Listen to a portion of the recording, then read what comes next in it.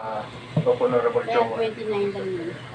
I will I will subject the same to one of the agenda in the next board meeting, Mr. Chair.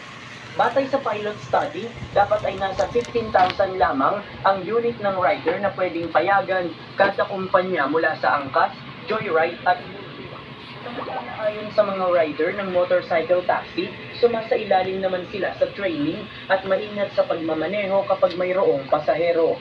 Ang problema, mayroon humanong mga four wheels ang makakasali sa kanila na nagiging dahilan ng aksidente. Itinanggi rin nila na sila ang nagiging dahilan ng traffic sa Metro Manila. Kompleto po ang training. Dumadaan po kami sa mga mahirap na training. Mayroon po kami mga lahat po, kompleto naman po. Bawal po sa amin ng mga yung pagtatakbo ng mabilis. Sa Mindanao, nasagi po ako ng four wheels kasi bigla siyang nagliko, hindi naman siya nag-signal, ganyan po. May mga pagkakataon po kasing ganun na bigla-bigla na nung lumiliko.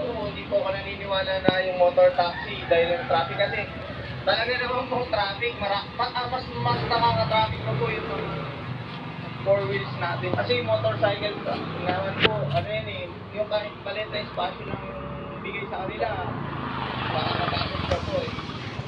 Sa ngayon, prioridad na pag-usapan sa Kamara ang House Bill 341